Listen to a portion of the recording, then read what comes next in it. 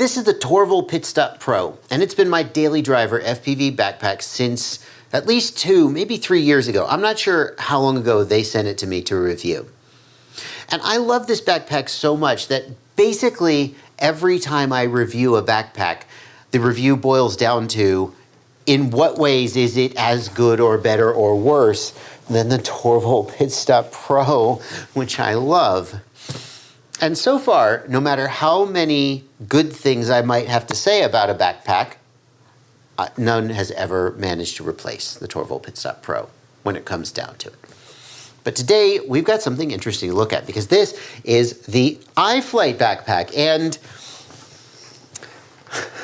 basically what iFlight did is copy the Torvol Pit Stop Pro in like every way, except they fixed like the 4 things I don't like about the Torvol Pit Stop Pro. So this review should be really easy, right? I'm Justin Bardwell. You're gonna learn something today. You're gonna learn if this could really, really replace the Torvol Pit Stop Pro as my daily driver. It's getting a little wore out. Maybe it's time to upgrade anyway.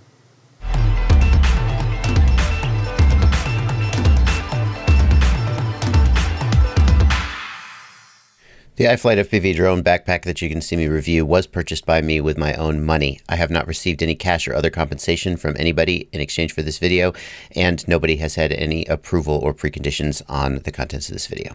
Before we get into this review, let me just put these backpacks side by side for you and convince you that like iFlight has really just completely copied the Torvol Pit Stop Pro. The side pouch.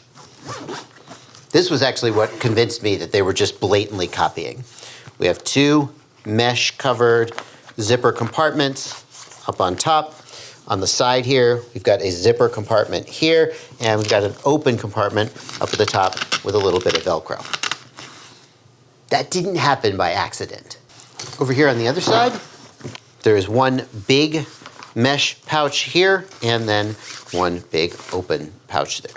One of the main ways that iFlight improved on the Torvol is that the Torvol has these 2 straps on the outside to hold your quads. And 2 straps is the problem because when you have more than 2 quads, it can be pretty difficult to get them all attached. It's pretty easy to put one strap across like so and the other strap across like so, and here you start to see the problem. The bottom strap on the Torvol is close to the bottom of the bag. So now it's loose there, and that's for a reason, but you can see that even if it was tight, the quad could kind of be just falling off the bottom of the bag. And if you wanted to get a 3rd quad in the middle, how would you do it? Well, the way that I do it is to just take a 3rd quad and kind of slap it on there and then stretch this over and around and it's really a mess. It's really awkward and a mess. And I have said, I'm on record as saying, I wish Torvol would put a 3rd strap across the back. And that's exactly what iFlight have done.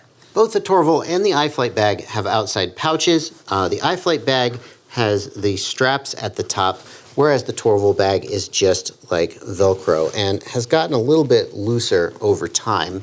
Hard to say whether this would be any better over time, but it is definitely made of a stronger, thicker, more durable feeling fabric. Coming around to the back side, we've got the main straps. Both of them are adjustable at both the top and the bottom, so you can adjust how sort of high it rides on your back, as well as how tight it is overall. The basic design seems to be very similar. They both also have a chest strap. On the iFlight bag, the chest strap attaches just a little differently. It's gone onto this strap, whereas on the Torvol bag, it clips onto this kind of piece of piping. Neither one has been a problem for me. This one I've had on other backpacks. Both the Torvol and the iFlight bag have a carry handle here on the back. The carry handle on the iFlight bag is thicker and has a plastic grab handle, whereas the iFlight bag is just a piece of sewn fabric. There is a small difference in the way that they're attached, and it might relate to the long-term durability. The Torvol bag has a box stitch here, whereas the iFlight bag seems to have reinforced stitching but it doesn't appear to be in a sort of a box with an X like you sometimes see. Both of the bags have a waist strap, or at least they both ship with a waist strap. You can see here I've cut the waist strap off of my Torvol because I never really use it and I think it just gets in the way. I will probably do the same to my iFlight bag. I have asked if these guys could come up with a way to have a removable waist strap so you could sort of put it on when you want it, take it off when you don't, and they basically said there's no way to really do that and have the waist strap still hold up. So there's no way to stow it. It's just, when are you going to use that? I don't know. If you do a lot of like long-term hiking with a very heavy bag, which is what the Torvol guys say they're preparing for, then you're going to definitely want a waist strap. Here's something that the Torvol doesn't have, which is a zippered pouch for a rain fly. The Torvol does come with a waterproof rain cover, but it's stored on the inside of the bag, which when it's starting to rain and you need to get your stuff covered up, you don't want to be like pulling your bag open to get it out. Yeah, there's no zipper there. I'm looking closely at how the shoulder straps are stitched, and again, I see on the Torvol that there is a very evident box stitch, whereas on the iFlight bag, it is a reinforced straight, I don't know what the name for these stitches are, but it is definitely not a box stitch. Only time will tell how durable it will end up being, but it definitely is something to point out. There's just two more pouches on the outside that we haven't looked at. This front pouch, and it's kind of got some soft lining on the inside on the Torvol, and on the iFlight, it is, oh, here we come to one of the first major differences. Wow, amazing. On the iFlight, we've got a zippered mesh pouch on the inside, and then a big open area, of course, and the, on the Torvol. On the iFlight, it's basically the same, just the zipper is on the other side. That's not that big of a difference. And then on the back is the laptop sleeve, which opens like so, and holds, they say it holds up to a 17-inch laptop. I kind of believe it. This is a 15-inch Dell XPS, and it's in there with some room to spare. Look at that. There's a lot of room to spare there. I'll often stick my laptop power supply or maybe my mouse up in the top here, and just there it is. I don't have a 17-inch laptop to test that with, but you can see there's a lot of room left with this 15-inch Dell XPS. There's also this up here, and I don't know. I don't use that very much because like it just gets in the way when you're trying to get your laptop in and out. But if it's zipped, maybe it'd be easier because stuff wouldn't fall out. It kind of feels like it falls out. That's just my take on it. Now we come to the inside of the bag, and one difference that I'm not sure is going to matter is that the iFlight bag opens towards the bottom, whereas the Torvol bag zips the other way and opens towards the top. And the reason the Torvol bag does that is that it has a fold-out like piece of, like it's almost like tarp fabric or tent fabric that you could like put down on the ground for your knees and use as your work area. I have never done this. In fact, I'm pretty sure I cut that piece off and threw it away and don't use it. So I don't find that to be much of a loss. Whether it's better that it opens towards the bottom or opens towards the top, I'm not really sure. I'm so used to the way the Torvol does it that this seems awkward, but I'm not sure whether that's gonna go away after I've used this for a while. Here on the Torvol, I really like that they come with this style of zipper pull. Of course, you could easily just add that aftermarket to the iFlight, but it does make it really easy to get into the main compartment. And you can see here that the Torvol opens and lays flat like this from the top. What seems better about that to me is that when you've got this laying open on a table or on the ground, it lays flat. It's not like pulling on the bottom and, kind of getting in the way. And so if you've got compartments here that you want to get into, you fold it out and it all is kind of there for you. Whereas on the iFlight bag, the way it folds open is a little more awkward. The main compartment of the backpacks is very similar. In fact, it's so similar that I'm not even sure I'm going to show you the Torvol. We've got these adjustable dividers with Velcro that connects to the side. They have stretchy mesh pouches here, also here on the inside, and here, and also one with Velcro down here at the bottom. Actually, the Torvol doesn't have that one. Velcro on the iFlight seems like it's a little looser. Like it doesn't grab quite as hard as the Velcro on the Torvol. But I've had backpacks before where the Velcro was a little loose, and like as long as you're not just like you can see, it's still kind of staying in place. So it may be acceptable. The zippers on the iFlight bag are big and chunky and seem like they take a lot of abuse. I have not been gentle with them when trying to zip them up, and they haven't given me any trouble.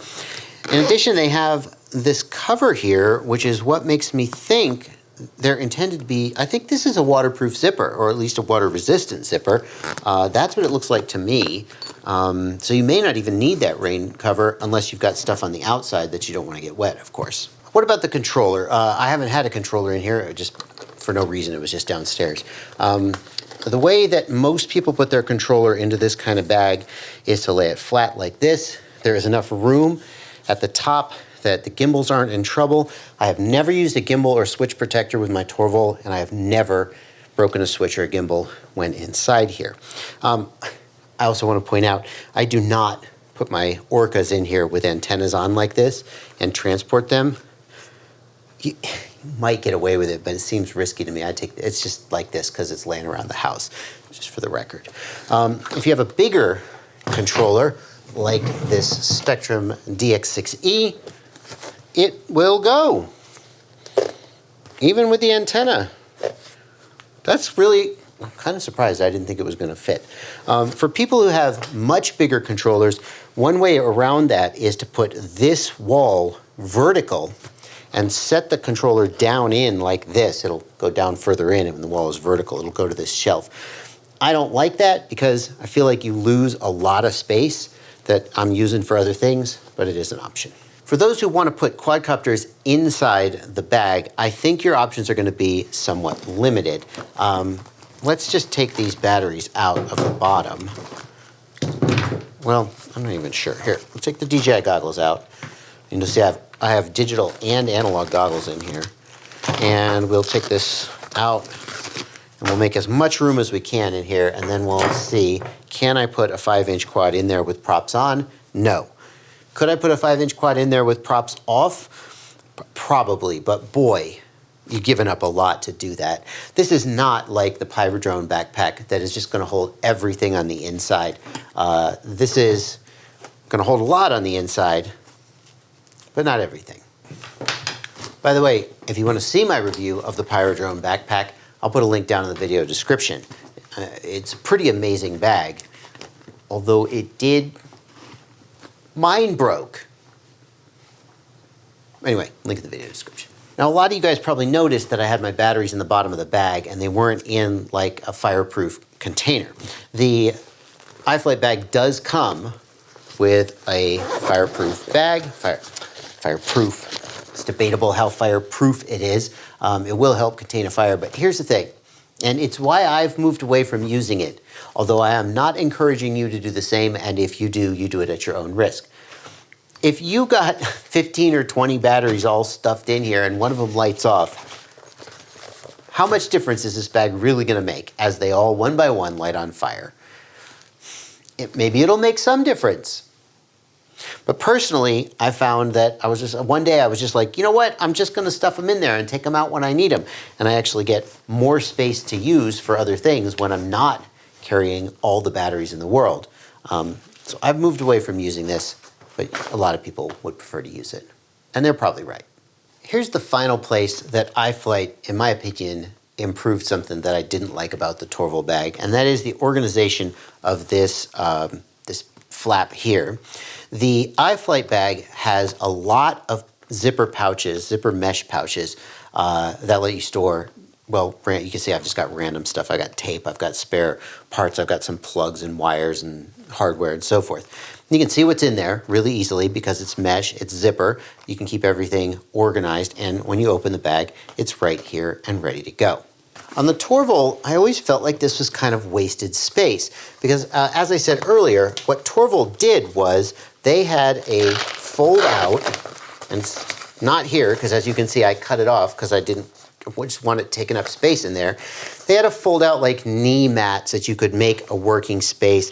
They had this here, and this is where I put all that stuff that you saw in those pouches, but it was all just in here in one big area, and it was a little bit of a hassle to get at. You had to unzip and open up, unsnap and unzip, and then there it all was, right? Torvol does have this, which is a magnetized pouch. At least it's supposed to be. Mine never was. Maybe I was wrong about that. But it's got a little pouch here that's designed to hold, well, screws or something while you're working on your quad out of the field. But I don't want to be kneeling on the ground working on my quad. I just have a table or something. I never use that, and I always felt like this was just totally wasted space on the Torvol. iFlight made much better use of it, in my opinion. The last thing that makes this iFlight bag stand out is this piping right here. It's actually light up.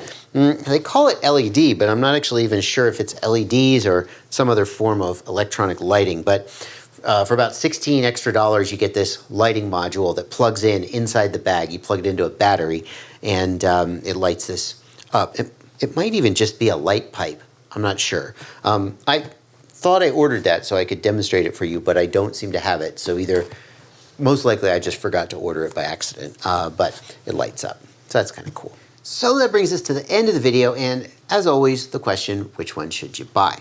The iFlight bag is $179. The Torvol Pit Stop Pro is $199. And a lot of people are going to feel that they're in many ways the exact same bag. My personal take is that iFlight improved on the formula in most ways and is $20 cheaper. So is it the obvious choice to get? I think there are two things that might give you pause. One is just how you feel about the fact that iFlight has freaking carbon copied the Torvol bag. In fact, they're so similar that I kind of wondered whether iFlight was in some way, whether Torvol was like manufacturing this under the iFlight name for some, I don't know, reason. But there are enough differences in the manufacturing that I don't think that's happening. And in fact, I've kind of asked around and no one has suggested that that's what's happening. So as near as we can tell, iFlight just ripped this bag off. On the other hand, I have wanted this third strap for so long. Okay, I sound so whiny right now, and I haven't gotten it. I asked Torvol, wouldn't it be nice to have a third strap? They just haven't redesigned this bag for whatever reason, probably good reasons, but iFlight has actually taken some of the criticism and taken it to heart and given me the bag that I actually have wanted for all this time. So who do you want to? Do you want to punish iFlight for copying the Torvol bag, or do you want to reward them for actually doing the thing that Torvol hasn't done for several years? Your call. The other thing that's got to give you pause, and this is true for any new backpack from a new manufacturer, how is the reliability, the durability going to be? This bag is 2 or 3 years old, and it is still just as intact as the day I got it. Not a single ripped stitch, not a single busted zipper. The Velcro is starting to wear out where that holds the panels on the inside, but that is it. It is basically perfect. Will this bag be the same in 2 or 3 years? We cannot say for sure. And don't just assume, oh, well, sure, because there's a lot of bag manufacturers in the world. Some of them are in China, who will be happy to whip you off a bag, and maybe it's good quality and maybe it isn't. And the question is, who has iFlight got to make this bag, and how good are they, and how good is iFlight at riding them and making sure that they're not making dumb mistakes like the Pyrodrone bag with its plastic buckle that broke when I filled it up. There's no way that a Torvol would have done what a Pyrodrone did, but because they are not full-time bag manufacturers, and because the actual manufacturing of the bag was happy to cut corners, the Pyrodrone bag made it into people's hands with what I consider to be a defect. Does the iFlight bag have any of these waiting for us? Well, I don't know, because I haven't loaded this full to the brim and taken it out. But I'm actually about to do that. I'm about to go on a trip next week, and I will be taking this with me and using it as my daily driver, and we'll see. I've got my fingers crossed. It seems really durable. It seems really well made. Those box stitches have me a little worried, but I'm going to give it a fair chance. And if you want to give it a fair chance, there's links down in the video description. And in case you're new here, those are affiliate links. What that means is that you click that link and you go make any purchase from the affiliated store. You want to buy this bag? Click the link, go buy the bag. You want to buy anything from the affiliated store? Click the link, go make your purchase. I get a small commission of any purchase you make after you click that link. What do you think? What's your take on this? Should they be punished for ripping off the Torvol, or should they be rewarded for actually improving it? Tell me down in the comments. We'll take an informal poll and we'll see. I'm just glad. I'm gonna swallow my. Since when have I really been a guy who screams bloody murder about cloning? Mostly not. Happy flying. Hey there, it's me. End of the episode, Joshua. I'm just out here taking a walk with my dog. If this is the first time we've met, nice to see you. And if this is the second, third, fourth, 17th time we've met, you sure seem to like my content. So I hope you're subscribed. And maybe you could think about joining my Patreon, where you can support me for a couple dollars a month and help buy dog food for Mamba here. He's not named after a flight controller. He had that name when we got him, but it sure is a nice coincidence. Here's some videos I thought you might like. Anything to say to the people, Mamba?